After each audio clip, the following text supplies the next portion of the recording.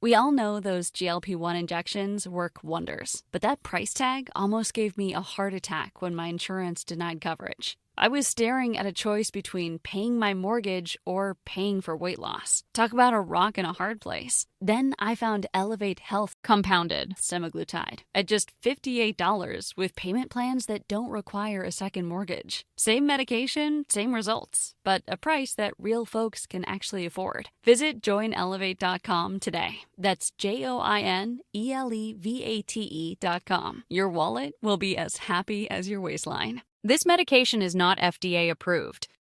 Hi babes, and welcome to this episode of the Final FronTia. Now our guest this week is a legendary comedian. They have been performing all over the UK for a long time. They're an icon of the Edinburgh Festival Fringe, and you may have seen them on television shows such as Strictly Come Dancing.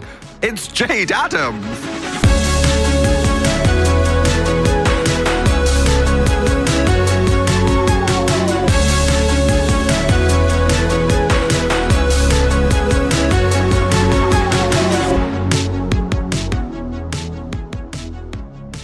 Who knew you and I were going to match?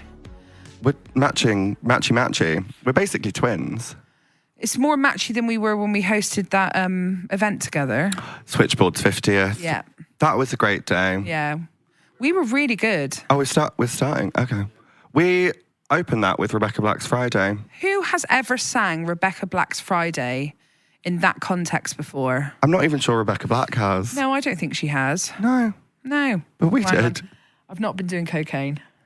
Yet? No, I'm not saying... We do not endorse drugs. No, never. We're on telly. Thanks for coming. You Pleasure. look fantastic. How are we matching? This is purely by coincidence. Yeah, this is nuts. This is crazy that we're in... It's not even like a little bit the same. It's like completely and utterly the same two colours. Identical. Twinning. Twinning and winning. Well, we did say after we did Switchboard's 50th birthday that we want more jobs, and we asked our joint publicist. We haven't got one together, but we did ask Simon if we could do some more hosting, and that has not happened yet. Simon Jones PR. This is we're putting you on blast. That's his full name. Hyphenated. Simon Jones PR. Hyphenated surname. Where's our gigs? Joint hosting. What do you think we could host together? I feel like that's a good thought experiment. Okay, what could we host together? The Ritz. Okay. You know, like afternoon tea at the Ritz. Yeah. I'm not walking around, you know, like they do at drag brunches. Oh, that's not for me. I'm not walking around I'm not having anyone touch me. I want to be on a stage. Yeah, very valid. I'm not even in drag right now. So No. I was thinking more like Strictly It Takes Two, that kind of vibe. Yeah. Yes, we could host that. Yeah. But you aren't really allowed to have an opinion on stuff on there, which I think would be quite hard for both of us, really. Are you not? No, not really. You got to just be really happy about everything all the time on Strictly, especially if you're female. Oh. If you're a woman, you just got to be really happy to be there. Have you seen that clip of in America they call it Dancing with the Stars? Yeah. Simone Biles was on it, and the host said, "I feel like you should smile more." And without missing a beat, Simone goes, "Smiling doesn't win you gold medals." Icon. Loved it. Oh my God. They said that to Simone Biles? Yeah. I mean, her response was actually fantastic. Indeed. But also they said that to her. On actual television. She doesn't need to smile. She can do what she wants. She can do like 7 somersaults in a row. Yeah, I can't even do one. I can't. I barely can get out of this chair. Maybe we should have been hosting the Olympics. Oh, now that is an idea. I didn't watch any of it, I can't lie. I didn't watch a single thing. I'm not into Olympics, Lawrence. Tia? No. Tia? Lawrence, whatever you prefer. Lawrence. Yeah. I'm not into the Olympics. Larry. When was the last time someone called you Larry? Probably my dad last week, to be honest. I met your dad. Oh, yeah. Good times. He seems fab. It's lovely. It was literally a passing meeting, but yeah, we met each other. Yeah. So he was wearing a rainbow tie. He was wearing a rainbow tie. Ally. Yeah. My mum recently said to me, she went, "So what, are you into girls now?" And I was like, "Shut up, Mum!" I all of a sudden became 15. It happens. I don't want to, I'm not having a coming out.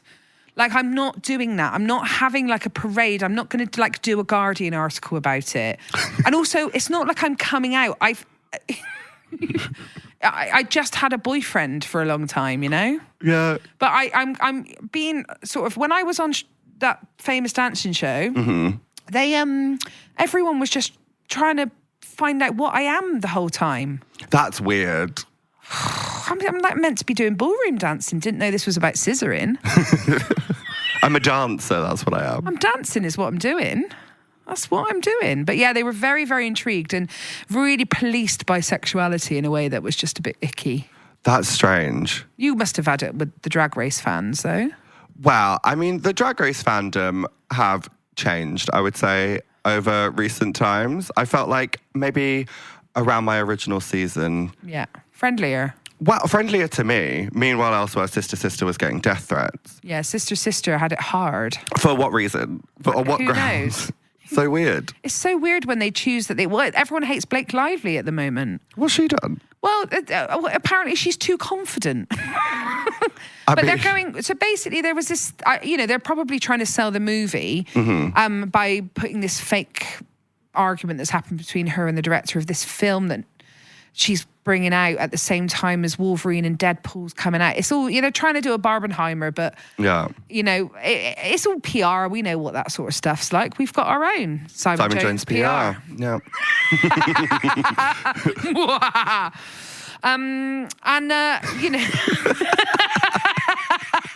Simon's going to love this. He's going to love it. What an advert. Yeah. Yeah, babe. Do you know Simon's the best person I've ever worked with in the industry in terms of someone who's not on camera with me? He treats me so well. As in like, in comparison to what I have been through in my career, the way I've been treated. I don't know if you've been through this as well. Just absolutely, it's been horrific. Like I was laughing with my mother this morning. I said, Mum, do you remember what I was like in 2016? She was like, oh yeah. I said, do you remember? I said, you could just see me, can't you? Like I said it on an Instagram post. You could just see me wandering into meetings in Soho going, hello, friend. Oh, what's this? A friendship contract? What's that? We're tied together forever. Oh joy, oh whiz, I've always wanted a mate. Just like oversharing and being really vulnerable. It's different now. I got hard. No, I feel that. But Simon's been great. And yes, anyway, enough about Simon Jones. What were we saying just before Simon Jones came up and distracted me? We spoke about Strictly. We were talking about fandoms. We were talking about Drag Race fans, death threats, sister. Then you twiddled this portion of the hat like it was your hair, and I found it adorable. Oh, did you? Yeah, I did. I noticed that. You got ADHD? Yeah, I did. I don't have it diagnosed, but everyone else diagnoses me with it. I refuse to have it. Just refuse on moral grounds. I'm not having it. Well, I feel like I actually want to go through the diagnosis process properly. Yeah? Yeah. I don't want to be another person who does stand-up comedy that talks about having ADHD. Well, I feel like a lot of them at the moment, like, quite trendily talk about having a partner with ADHD. They're all talking about it. It's been the topic of conversation at the Edinburgh Fringe Festival 2024. Really? Everyone's got ADHD. It basically allows a whole bunch of people that I've met that to excuse them for their absolutely awful behaviour. Which is why I'm not going to get diagnosed with it, because I don't need an excuse for when I'm an arsehole. Very valid. I'm just an arsehole, and I'm going to admit it. And I'm not going to be like, oh, my ADHD. I'm just going to be an arsehole. Do you know, I had an experience with that quite recently, which I'll tell you about later, because I don't want the person who did it to think that they matter to me. So I won't mention it here. Jombers. It wasn't Jombers. We do love Jombers. It was Jombers. It's very that. I feel like the Edinburgh Fringe was also where I discovered drag. Really? Yeah, true story. When? So way back in the day, I used to take my own shows up to the Edinburgh Fringe, and I was like, I did not know this about you. it was a surprise. What years? So I think I used to go up like student theatre in like 2012, and then I took my own shows 2013, 14, 15. We were there at the same time. We were. And then I saw a show called Saucy Jack and the Space Vixens, and they had a drag character in it. And I went, I'm not going to wait for the auditions. I'm just going to get the rights. And then I did. And I played that role. I cast myself because I'm proactive. And that was where it all began. So what were the outfits before you discovered that you were going to drag up? What were the outfits? Yeah, what were the looks then? Skinny jeans. Just existing. No, I did all of my shows and stuff out of drag. I thought the first time I took my own show up, I thought I was like breaking boundaries. So I did a show where it was verbatim theatre. We took our real Facebook messages. We should tell the people what verbatim theatre is. Oh, verbatim theatre is like real text. Like you've taken like real interviews or like, why am I looking down the lens like it's an instructional? We both know what it is, but the viewers may not, or the listeners may not. We're educational. So verbatim theatre is like, actually lip syncing technically is like the skill, isn't it? I guess, yeah. But that's just to music, but you can do, it's doing a play of the thing that's happened. That's real. So you can like interview people who experienced it and then compile it, and then that becomes a verbatim play and like different versions. But we took our real Facebook messages and like crafted a plot. And like, I thought I was like so edgy, and we had like little torches in our pockets. And like when we were online, we'd like press the torch. And if we were offline, we'd just be like at the back. That's a really good motif, that, with the because it was a little circle. Yeah. And we had colourful skinny jeans for it. And it was nominated for a Les Enfants Terribles award. Thank you. Was it? Yeah. Who knew? I was a theatre maker. But so then when you stood in front of RuPaul saying all that stuff to you, you were like, excuse me, I was in the theatre. Because that's what I'd be thinking. I'd be like, how dare you? I went to Julie Adams Dance School and did freestyle disco dancing. How dare you talk to me like that? Do you know what? I thought very valid. I was like, you're actually quite right. Yeah, fine. Yeah. But did you have that experience with the Strictly of it all, of being like, how dare you? No, there wasn't a how dare you, because they didn't really come at me, to be fair. In fact, the audience were worse. The fans of Strictly are bad. Well. All the judges, they're just performers. Mm-hmm. It's not real. I don't even know if I'm allowed to say this. Well, we'll find out. But they're just, like Craig's amazing. He's so fun. Camp. Yeah, really, and he's like a really nice person, but he doesn't tend, because he's got to play the villain. Yeah. He doesn't really interact with you until you're kind of at the show. Okay. And he's lovely. We follow each other online. There's a DM every now and again. That's nice. And he's really sweet and lovely and really camp and fun. He's been there, done everything, but he plays a part on a telly show. But the problem is with Strictly is they don't really admit that it's like a reality TV show. Mm. It's a sort of weird place where you're in between reality and non-reality, as in reality, not as in the telly version of reality, which essentially is an existential question: are they the same? But we don't. We're not going in there. Philosophy. We can't go there with this at. But no, they're all really nice. All the judges are gorgeous people. That I know of. I always say this with, you can't just be like, they're amazing, because someone felt that way about Russell Brand once. Yeah. That was a time, wasn't it? Yeah, we all knew. We knew for years. Everyone's like, why didn't you say? The thing is that in show business, you've got contracts, you're gagged. You can't say too much. Some things aren't your story as well, which makes it difficult. Yeah, you shouldn't be. They're not your story. That's really important. There's things I know about stuff, and you can't say anything because it's not your story. That's the thing. Often with like things like that, it's like when, we've suddenly got very deep. When it's like, it is okay. When someone else has faced an issue, it's not sort of like your story to tell. And I think that's like one of the things, like Sister is a great example. I knew that she was going through all of this with the Drag Race fandom and receiving death threats and all of that kind of thing. I didn't feel like I could be like, stop being mean, until she had vocalized it, because people deal with things in different ways. And it might be quite traumatic for someone to be like, hey, stop sending death threats to someone, until they have like raised that it's okay for you to do that. Yeah. I think the best advice I could ever say about that is just ask someone how you would like them to respond. I had someone phone me like 4 years ago to tell me about a really terrible thing that had happened to them, and I just said, how would you like me to respond? And she told me, and that's how I responded. As at the same time as really hating that other person and never wanting my life anywhere near them. But I don't have it out with anyone or anything. I just allow the person to make that decision themselves. Yeah. Although I'm very that. I'm like a fiercely loyal friend. So if like you tell me that someone's crossed you, I'm like, I hate them and I never want to speak to them ever again. I've got a list. Like a physical list or I like can up give you here? So after we do this, I'm going to give you a list of people that you can't have on this podcast. Love. If you want that list. No, I really do. I've got a bunch of them. Like sociopaths that I've met. There's a lot. There's so many. Yeah, I've dated some. In show business? No, just in real life. In general, yeah. I mean, we've all done that. But like in showbiz, there's like a worse ratio, maybe.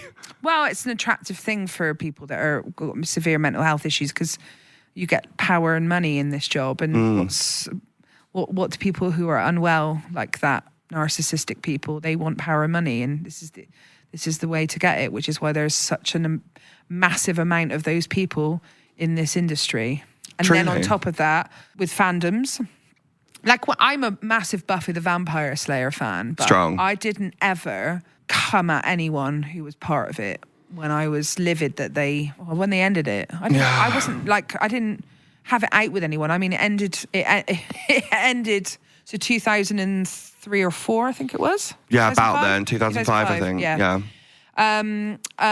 So I didn't have a go at anyone, but it's different nowadays because we've given the people somewhere they can speak. Twitter. Whatever. The talky one. Yeah. Don't like it there. Find it very difficult sometimes to navigate.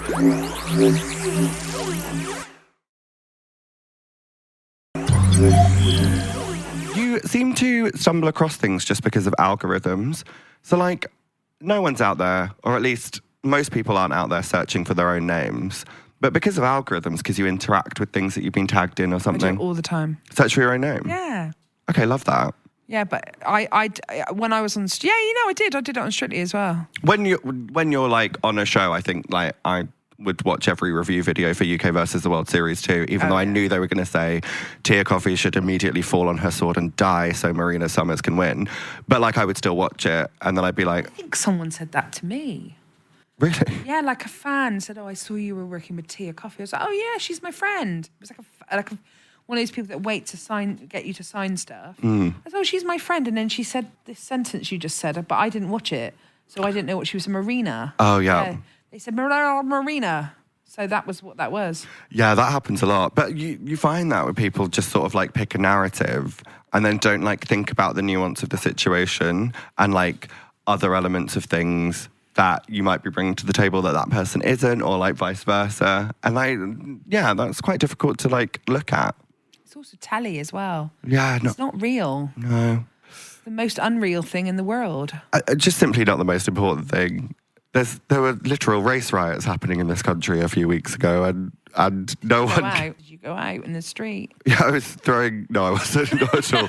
I stayed indoors because I was like, I'm brown, so this is not for me. I am not brown, but I am fat and I cannot run, so... Stayed indoors. Stayed indoors, yeah. Yeah, we actually did speak about that. Yeah, I know, we text. Yeah, stay at home, it's not safe. Yeah. But that kind of stuff's like actually real and like makes a difference. But what is not real is like Chapel Roan's choosing a drag queen to perform with her. Like, you shouldn't apply if you're a Rue girl. She's not doing that, is she? Yeah, she is. But there was a whole thing on Twitter about who should be allowed to apply and who shouldn't. And I was like, just whoever wants to. Done? What, drag? Yeah, like, lots of people have had drag queens. Yeah, it happens a lot, surprisingly. Try a new thing, Chapel Roan. Is this in a live context or in a video? In a live context. Okay, I suppose. Yeah, like she's taking dancers. I have no idea. Let's choose Chapel Roan's drag artists. Yeah, we'll do it for right here on the Final FronTia. Okay. Jombers. She's at the front. Yes. Andrew, number 1. Andrew for Chapel Roan. Yeah, bury that. That's it. Who else? There's a lot. You've worked with a lot. I know everyone. May. Yes. Just May Pete. I'd love a Jerry Halliwell impersonator to be behind. Also Ginger. I'd love a Jerry Halliwell impersonator to be behind Chapel Roan. I mean, kind of iconic. Just the gingers for life. And I'm ginger. Well, it's not natural. Solidarity. I mean, whose is? Is Jerry Halliwell's hair naturally ginger? Oh, I don't know. I think it might have been a branding choice. Yeah, I think so. I think she's got brown hair. She only wears white now. Do you know that? She's also a Tory. Is she? Yeah. Sad times. What's that about? It seems to be like a choice that a lot of people make. Money. Yeah. Yeah, you want to keep hold of your money a bit more. I think that's like J.K. Rowling. She's gone mysteriously quiet since that lawsuit happened. Oh, yeah, what was the lawsuit? The female boxer who J.K. Rowling just decided to call a man was like, well, I'm not, so I'm going to sue you. She got it massively wrong. Yeah, J.K. deleted like 13 tweets, allegedly, and hasn't tweeted for a while, allegedly. So I think she's on the run, trying to hide. It's a mad little world we live in these days, isn't it? It's weird. It's a slippery slope, isn't it? Who'd have thought that the woman who created Harry Potter, never watched it, by the way. Fair. Never read the books, never watched it. I was I've an seen extra in the clips. third film. You were an extra? Yeah. To the gays now. It was before. It's okay, you can't see me. Trans lives matter. That is very true, and I agree. I will donate my extra fee to a trans charity. Not a phase. One of my faves. And mine. Yeah. Danny St. James, we love. Yeah, icon. Yeah, isn't it weird that, it's Harry Potter. The thing is Harry Potter isn't for me. It's for posh people. What was your, equivalent of Harry Potter? If Harry Potter's, posh, was yours, like Wizardora or, something? Or like Tracy Beaker or something like that. I do love Tracy Beaker. Tracy Beaker is fantastic. I didn't really have an equivalent of Harry Potter, really. I just didn't do Harry Potter. Fair. I just can't really relate to a little lad who's goes to an elite school because his dad was there first. I just don't know. It's nepotism. I just don't have anything I can connect to. I know he lived under the stairs and he was bullied by his fat relatives, but I feel more related to his fat cousin. Right, this is the thing that people don't talk about. Go on. Is that J.K. Rowling's a bad person, but I am talking about Harry Potter. His Aunt Petunia was mean to Harry. Is that Fiona What's-Her-Chops from... Is Aunt Petunia's played by Fiona Shaw? Maybe, yeah. I know her from Three Men and a Little Lady. I don't know if you watched that movie. I didn't. Did you not watch Three Men and a Little Lady? It's about three men. Yeah. Steve Guttenberg plays one. Tom Selleck, who's Monica's boyfriend, plays one. Yes. And Ted Danson. And they all basically have a baby turn up in the first movie. And then Sylvia, the baby's mum, comes and says she's an actress. And Ted... Oh, so it's the sequel. So it's the sequel to it. Right. And they all live together. So these three dads are raising the baby with Sylvia, who's this actress, but then she finds a guy and moves away. Anyway, Fiona Shaw, who hasn't aged, she runs the school academy where they want to send Mary, the little baby who's now an older kid. Right. Brilliant actress who plays Mary. And she plays the headmistress, but the headmistress is just very, very horny and she tries to fuck Tom Selleck over a desk. I would. And she's utterly fantastic, but again, not aged a day. And there's a bit where she has chocolate cake on her nose and he has to wipe her nose away, but because she's already got quite a sort of big nostril that goes into a sort of beaky, she's got she's got a birdie face. Yeah. I think Fiona Shaw, isn't she? But yeah. Her. Angular. Yeah, I think it is her. I think that is her. She is the lady, the family who put Harry in the stairs. I think she's it is Aunt Petunia. her, isn't it? Anyway, that was a tangent, but Three Men and a Little Lady, yeah. But the whole thing that everyone glosses over about that, them being really mean to her, is that it comes from childhood trauma because Aunt Petunia's sister was Harry's mum. She lost her sister. She lost her sister. I've done that. Who was... We lost her. Blackpool, no. She's dead. Sad. So is my mum. Oh, you got a dead mum and dead sister. Yeah. Oh, cheers. Yeah. You're a sound guy, would have hated that. Oh, did it make a sound? The one thing they said is barely move the microphone from away from your lips and don't bang the... I just did that to be annoying. Should we say just things with loads of P's?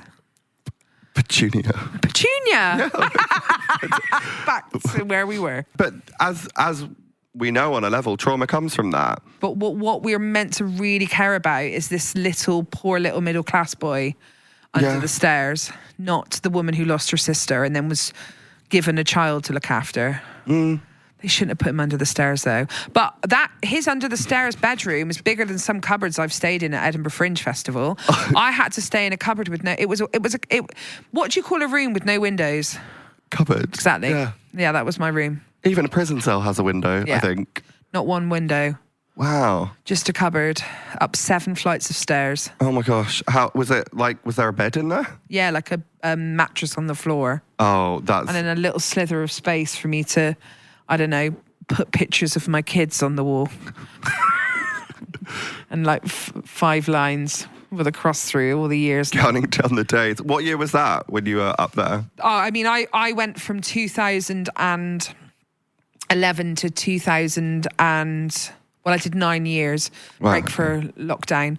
The last one I'll ever do was 2022. That I'd like to do it rhymed. again, but no, I don't want to do it. It's horrific. Yeah, it's a lot of stress. Yeah, it's really stressful. I like relaxing. Me too. Which I had this whole breakthrough. You didn't come here to talk about my trauma, but I'm going to do it. I had a therapy session where I realised, because I'd watched this video about, we do have ADHD. I watched this video about Luxaria, the YouTuber, watching Asbo Teen to Beauty Queen, which was a series in the early noughties. And they were talking about these kids with Asbos. And they were like, they just pass the time. There's nothing for them to do, so they're just passing the time. And for some reason, the idea of passing the time hit my brain like it was the worst punishment in the world. And I was like, time. Because I feel like there's relaxing, different. Putting something off, different. Watching telly, seeing your mates, different. Passing the time, because there's just an absence of all of these options. Just hit my brain like it was like hell. Yeah, but imagine you're sat there, and time's passing, and you've got a little candle. There's some essential oils. There's a log burner in front of you. Yorick Schnaus is playing on the radio. He actually has a song called Passing Time. Okay. No, Passing By. Okay. And you just sort of sat there. Imagine your most busiest you were after you did the Versus show. Mm-hmm. Imagine that busyness, and if someone had just offered you a moment of passing time, just being sat on a chair, just looking at, or imagine you're sat on a bench and in front of you is a beach. Someone hands you fish and chips. Delicious. And you just pass time on a bench. It's different, isn't it? It is. I am vegan, but it is different. Vegan fish. That exists. No, it's real. You vegans are crazy. Crazy. But I understand what you're saying, but that to me I would say is like meditative or like reflective or like a moment of calm.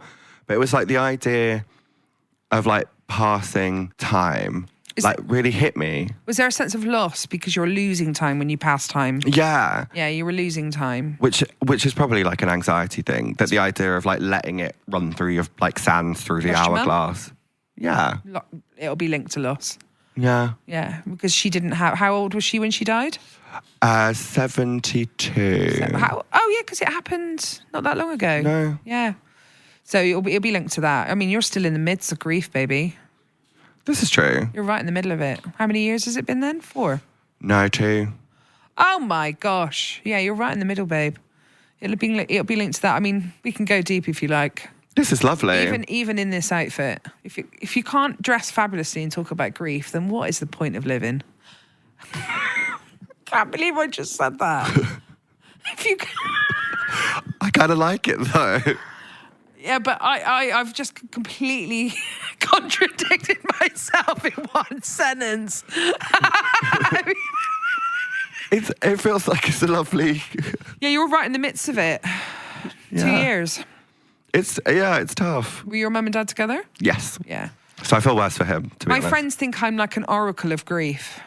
Friends of mine who've recently lost people are just like, they'll be like, I'm doing this crazy thing. And I'm like, yeah, it's all part of the process, babe. I've just booked a holiday somewhere mental and I've got to be at work. Yeah, just go with it, girl. Just go, just let it flow. That all makes sense. I went to Gran Canaria 2 days, 36 hours after my mum's funeral. Have you got, have you had a period of going nuts? Or have you had to be work since it's happened? No, I kind of like focused my brain. So like lost my mum, break up, Gran Canaria, came back, got a call to do Versus the World, went back on, filmed it. So we started filming Drag Race, I think 5 or 6 months after my mum's funeral. Did it come up during filming? Yeah. Yeah? They look after you? Do you know what? I was all right because I like had some good people on there, like Hannah Conda, who really like looked after me, and it was nice. And I knew like my aim was, wow, we'll talk about Buffy in a sec. We just really, it was lovely. I had like an aim. I wanted to get to the end. I knew the final outfit that I was going to wear was based on my favourite picture of my mum. I knew why I was there, what I was doing. And like, and I did like a look based on Cherry Valentine, who passed away from my season as well. So it kind of was like grieving through drag. Yeah, I did. I grieve on stage. I did. I did it 5 years later, but you went straight away. You need a period of nuts, though. You should allow yourself it. Allow yourself to go crazy, because you've got a card now. You've got a get out of jail free card for a bit. Yeah. Do you know what? If it helps, I'll get you a physical one. A physical card? A physical card. Will you make it yourself? Yeah, I'll make it for you. That's kind. I'll give you a physical card, and you just allow yourself to be a bit crazy and do crazy shit and be nuts, because you're allowed to do that. You went through something horrific. It is horrific. Yeah, it's awful. It's the worst thing ever. Do you find it quite cathartic, like using sort of like stage and comedy to sort of grieve in that way? I used to. Now I want it all to go away. But I'm 13 years in. You know, lost my sister when I was, I was too young to lose a sister, to be honest. Yeah. And then my parents were very sad for a period of time, which is hard to deal with, and I couldn't make them happy, which is hard for me. Yeah. I like doing that. But time is a great healer, as they say, and tragedy plus time equals comedy. You know, it'll get funny at some point. That'll be brilliant. Right now, it's not. Right now, it's meant to be beautiful. It's meant to be gorgeous and romantic and melancholy and grievy and like wear black if you like. I've decided, because I've already done Jenna and it was so horrific. None of the other deaths I go through in my life are going to be as horrific as that. Yeah, because they're all in the right order of things. So I'm just going to go like full Scottish widow. When my mum dies, I'm wearing veils. Like Queen Victoria. I'm doing veils. I'm going to wear a big fucking hat. I'm going to get hot and spicy to make a black one of these. Full veil. I'm going to walk through like a stormy town, get someone to film it. I'll go full darkness. I kind of like that. Have you lost anyone before? Like grandparents. Yeah, fine. Which feels normal. And also, I like, no shade, but I wasn't like particularly close to them. Yeah. So it kind of like hit, and I was like, oh, it's really sad. I'm going to do really badly at this exam because my granddad's dead. But then like losing like my mum was honestly wild. Like, it's just like... Was it expected? If you ask the person that I was in a relationship with who said, yeah, she's been ill for ages, get over it. That's why we broke up. But it just isn't... Oh, it's never... Even when you know, it's a surprise. Someone phones you up, the phone call. Do you remember the telephone call? Do you remember the sound of the ringing? I was on FaceTime to Lawrence Chaney, who won season 2 of Drag Race. And my dad... my phone started ringing, it said Dad, and I went, I've got to go, my mum's dead. And like hung up the phone. You? I just knew. Weird. One phone call. Mm-hmm. My mum's dead. It's mad that you knew. You do feel it. It's so mad when you do these jobs and you get surrounded by all the intensity of these fandoms. And they say really awful shit to you if you don't do what they want you to do, or you haven't behaved in a way that they want you to on the show. And they say, I've had it with Strictly, people saying crazy stuff at me. I was on Weakest Link, and gorgeous Amy, who was on Strictly, who's recently just got over a bout of cancer, she and I were on the same... It was before she was diagnosed. She and I were on the same episode of Weakest Link, and she's got some... Like, her fans are really, really intense, and they sent me some messages that were basically like crazy death threats because I voted her out. I put her name on a board for the Weakest Link. Yeah. But whenever I have the most extreme things happen... on these TV shows, and my first thought is like, don't you know how sad I am? Yeah. Like, I wish you knew. I wish you knew how sad I feel inside, but that's not my job. My job isn't to show you how sad I am. My job is to make you feel happy, but you're making me feel sad. There was a poem. I used to do this. I used to cabaret night in this place that smelled like piss called Benny's Bar in East London. It doesn't exist anymore. It was a real pisshole. It was horrible, but it was great as well. But we called it The Painted Grin. And what was the poem? The poem was like, the jester doth his cap and bell and stood the mocking court before, but they could not see beneath the bitter smile the painted grin he wore. Wow. Gorgeous, isn't it? Yeah, and like relatable. Yeah. It's really difficult. And that's such a fair point, because people seem to detach like the humanity of the person from the comments that they make. They think that you should be able to like deal with and be able to process like their thoughts and their feelings and their emotions, like they supersede your own. Whereas like face to face, no one would ever say that. No, of course not. I mean, the ones that do, I just go to the police. Yesterday, someone drove by me and called me a fat and I looked immediately at the car and just memorised, and I got him in trouble with the police. Just did it. But that doesn't happen online. And the stuff that's been said to me as well is just horrific. But, you know, a lot of people do these things because they feel at some point in their life they felt sad or they felt othered, you know, and I think people forget that. But also at the same time, we get paid a lot of money to do a fabulous thing. Is there part of us that should put up with this? That's a question to the group, because I don't know what the answer is myself. Yes and no. Like, I do understand the point that you make, but there are some things that are just like beyond the pale. And there are comments. Like, I've had moments where I've seen comments that have just like hit me so hard and so wrong at the wrong time that I will look at the person and I'll see, oh, that's where you work in this country. I could call them. I could screenshot this and send the email to your workplace. Oh, I found someone when I was on Strictly. A lady called Barbara, lives in the Isle of Wight. Shout out to Barbara. She likes watercolouring and walking her dog on the beach. I found her. Mm-hmm. She sent so many messages. I had to. I went and found out who she was. I wanted to go and put a face, because I didn't like what she was saying, but then when I saw who she was, I didn't feel sad anymore. Yeah. It's interesting. I don't know what the answer to that is. Me neither. It's just something that you deal with, really. You grin and bear it. That's what the poem's about. Like, get on with it. But I do wish, I hope, like, anyone who listens to this and, like, might be someone who has previously or is contemplating making a comment or tagging someone in something or making a statement, you are so entitled to your opinion and your thoughts and your feelings, but you can say it in a WhatsApp group. You can say it to your friends. And, like, if you are in a situation where you don't have that group of people that you can share it with, then you can find a community that you can say it to privately online. I know it's really annoying that I get to sit here in these outfits with fabulous people, and I have this and I've got that. And I know it's annoying because you've been told your entire life that having this and having this is a bad thing. And then you see someone like me getting to have a really fabulous life with this and that. I'm really sorry that that's happened, but I didn't get it because of this and that. I got it because I'm a fucking legend. So, Buffy, we haven't spoken about the theme of the podcast. I guess in an abstract way, we've spoken about fandoms. Yeah. And that is the topic. And I didn't think that coming into this, we would have sort of like deep chats in that sort of way, especially with such a camp and fabulous hat. I can't move my head. I definitely am.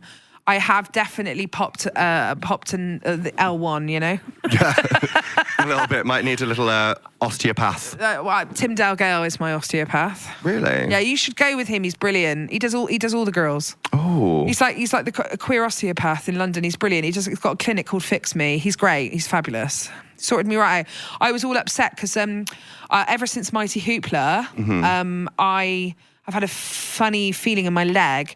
But I did my ACL years ago doing a scissor kick to PJ and Duncan's Let's Get Ready to Rumble in Bethnal Green Working Men's Club. And on Watch Us Wreck the Mic, I did it on Psych, down. So I always think, and when I was on that dancing programme, I didn't hurt my knee once. I had a problem with my fourth metatarsal, though, on my right foot. From the hills. Is that a toe? Oh, I had a tiny... That's a toe? Yeah, it's the a toe. toe. I was like, I don't know what that is. I was like, yeah, it's a toe. Yeah. But because I had a slight incline on, I didn't wear the heels. I didn't... They handed me a pair of the tango shoes and I went, no. And they were like, yeah, so we're going to make your clothes out of ASOS clothes. And I was like, no. No, we're not. I'm having custom. That's what I'm having. Did they actually say that? Well, they didn't say it, but they started like showing me stuff from ASOS, and I was like, "Girl, I've been on ASOS. I know everything that's on there." And no, I swiped left on these outfits when I was on there. They, I made them make me custom. As you should. I didn't want to wear ASOS. No. Any fat girl that watches me on Strictly Come Dancing can spot plus size ASOS clothes in a second. Yeah. There's no way. Yeah, fourth metatarsal, nothing to do with my knee, and so my knee started hurting after Mighty Hoopla, and I had a worry that my ACL had re-ruptured or something, and I was really sad about it. I was like, oh my God, I've eaten my way to disability. Oh my God, I'm going to be on a scooter sure, nothing wrong with that, but it's hard when you first get on one. And I was so upset. I was like, no, I'm going to have to lose weight. I'm going to have to get on Ozempic. Oh my God, I'm going to look like Sharon Osbourne. Oh my God, I'm going to get on Mondrian. I'm going to have to do Ozempic. My nightmare is having to do Ozempic. Why? I just don't want to do Ozempic. It's a nightmare. Like, what are you doing? Giving yourself something so you don't enjoy food and you shit yourself. No, they shit the bed. They actually do. Yeah. And especially if you are watching this podcast, I'm guessing of queer adjacent, and specifically people who have queer sex in the bottom. Oh, valid. I had not thought about that. Yeah. I've been to a chemsex party. That with Ozempic in the mix, not for me. I was there for 8 minutes. It was a booking error. Was it actually? I wasn't meant to be there. Yeah, just by mistake. I got invited. They were like, "Do you want to come to a party?" And I was like, "Yeah, great. I'll come to a party." Oh, sorry. I said, "Do you want to come to a party?" Then everyone just shot everywhere because of Ozempic. Oh, anyway, very quick. Sorry. Yes. Knee. Yeah. Yeah. So I thought I'd done my knee, and then Tim Dalgell was like, "It's nothing to do with your knee. You got a tendonitis." Oh. And I cried on him. I went, "Thank you." So I treated myself to a real good slap at meal after that. That's the moral of the story is get a good osteopath. Get a good osteopath and you can be as fat as you like. The conclusion, the journey that we've been on today, I feel like the solutions have been professional help on like every rung of the ladder. Let's be honest, this has been ADHD, the podcast. We have not stayed on one topic once. No. I don't know how I got back to the knee then, to be honest. My brain was going, I was like, stay focused, Jayde, stay focused, Jayde. But I was off, and then I got back to the knee, and I don't know how I did that, but I did it. We still don't know what we were talking about beforehand. No, but this is how I want the podcast to end, is right now, Editor Richard, insert the clip of what we were talking about before that bit. Now, my mum recently said to me, she went, "So what, are you into girls now?" And I was like, "Shut up, Mum!" I all of a sudden became 15. I'm not having a coming out. I'm not having like a parade. I'm not going to like do a Guardian article about it. When I was on that famous dancing show, everyone was just trying to find out what I am the whole time. That's weird. I'm like meant to be doing ballroom dancing. Didn't know this was about scissoring. It's so weird when they choose that everyone hates Blake Lively at the moment. What's she done? Well, apparently she's too confident. Trying to do a Barbenheimer, but yeah, it's all PR. We know what that sort of stuff's like. We've got our own Simon Jones PR. Yeah.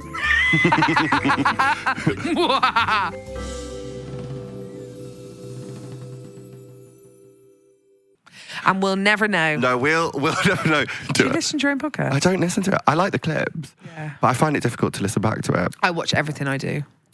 To be fair, yeah. Sometimes I do watch it, actually. Let me not lie. I need to know when I'm funny, and you can only do that by watching yourself. I want to just see what's good, because I'm a really good judge. I'm a really good judge of myself. I'm not a harsh critic. Okay. I know when I'm good and I know when I'm not good. So I like to have a watch. I've got better at that. I used to be like, everything's terrible, girls. And now I'm like, oh, good for me. Yeah. It is that. It helps when you win things, I find. Very true. It helps when you make more money and win things. Yes. You can be a lot more observational, which is something that we should all learn from. You're referring to my 2013 nomination for a Les Enfants Terribles Award. Thank you. That's exactly what I was. Yeah. God, that was hidden. And you got there. Now you all know. I got an idea. Okay. Why don't me and you get ourselves now and go to the Gay Times 40th birthday party bash? That's where we're heading. That's where we're going now. We'll take lots of selfies in our matching looks. You can actually hear me talk about Buffy the Vampire Slayer on Mastermind. True. Yeah. Very true. So if you wanted that, that's where it is. Instead, we just spoke about fandom and grief. God, another fucking podcast where I talk about my dead sister. It's important. Someone the other day got in touch with me to talk about grief, and I was like, not again. And I come on here, we're meant to talk about like sort of sci-fi and fandom, and I've got on grief. But it comes out in mysterious ways. Grief is like the Lord, works in mysterious ways. When you meet another grief sister, that's the one. You're like, oh, okay, I get ya. We're twinning in more ways than we thought. I know where you are at 2 years. It's hard. Yeah. Grief. I think we should just end on the word grief. Yeah. Yeah, grief.